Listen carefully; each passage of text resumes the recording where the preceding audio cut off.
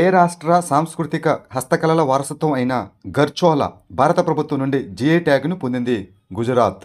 Machine Arun హిమవీర్ ఏ రాష్ట్ర ప్రభుత్వం వ్యవసాయ హార్టీ ఉత్పత్తిదారులకు మద్దతుగా ప్రారంభించింది? అరుణాచల్ ప్రదేశ్. ఇటీవల జియోగ్రాఫికల్ ఇండికేషన్ ట్యాగ్ పొందిన నరసాపురం లేస్ క్రాఫ్ట్ ఏ రాష్ట్రానికి చెందినది?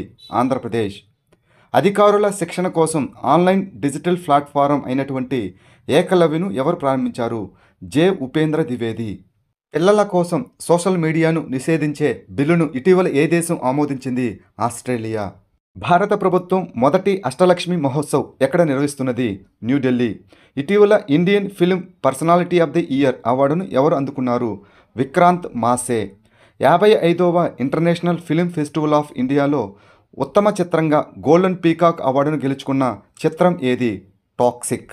చినార్ బోట్ రేసు 2024 ఇటీవల ఎక్కడ నిర్వహించబడింది? దాల్ సరస్సు, జమ్మూ కాశ్మీర్లో. భారతదేశంలో సహజ వ్యవసాయాన్ని ప్రోత్సహించడానికి ఇటీవల కేంద్ర మంత్రివర్గం ఆమోదించిన పథకం పేరు ఏమిటి? సహజ వ్యవసాయంపై జాతీయ కమిషన్. అంతర్జాతీయ టూరిజం మార్ట్ ఇటీవల ఎక్కడ నిర్వహించబడింది? కజిరంగా నేషనల్ పార్క్, అస్సాంలో. ఈజ్ ఆఫ్ డూయింగ్ బిజినెస్ పోర్టల్ను ఇటీవల ఎవరు ప్రారంభించారు? పీయూష్ గోయల్. కేంద్ర విదేశాంగ మంత్రి డాక్టర్ ఎస్ జయశంకర్ ఇటీవల ఏ నగరంలో కొత్త భారత రాయబార కార్యాలయాన్ని ప్రారంభించారు?